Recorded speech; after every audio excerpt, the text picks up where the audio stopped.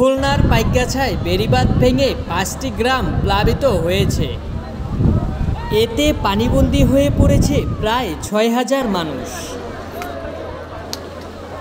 স্থানীয়রা জানিয়েছে, জোয়ারের পানিতে কালীনগর গ্রামে প্রায় ৩০ মিটার বেড়িবাঁধ ভেঙে পানি ঢুকে যায়।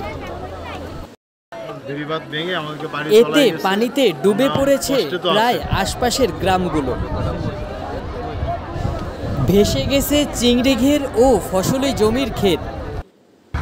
পানি উন্নয়ন বোর্ড জানিয়েছে, জোয়ারের পানির উচ্চতার চেয়ে ২ থেকে ৩ ফুট বেড়েছে। এতেই বাঁধ ভেঙে পানি ঢুকেছে। এর আগে ঘূর্ণিঝড় রেমালের আঘাতে ক্ষতিগ্রস্ত হয় এই বাঁধগুলোতে।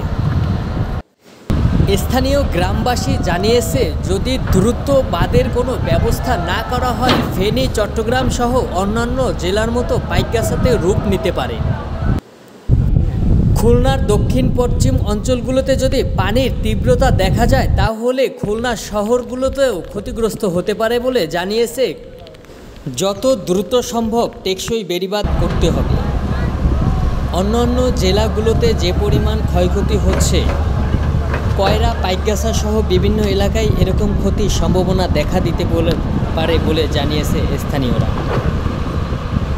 তারা জীবন জীবিকা নির্বাহ করে ঘের বাড়ি এবং ধানি জমির উপরে।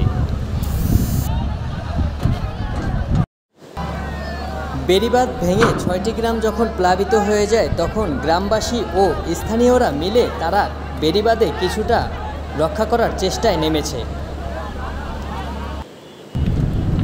সকাল থেকে সন্ধ্যা পর্যন্ত অজস্র পরিশ্রম করে তারা মোটামুটি পানি ঠেকানোর জন্য অনেক চেষ্টা করতেছে বলে জানিয়েছে। এবং বাঁশ, গুনা অনেক কিছুই আনা হয়েছে বেড়িবাঁধের পানি ঠেকানোর জন্য। অজস্রে কাজ করে যাচ্ছেন গ্রামবাসী সহ আশেপাশের জনগণ।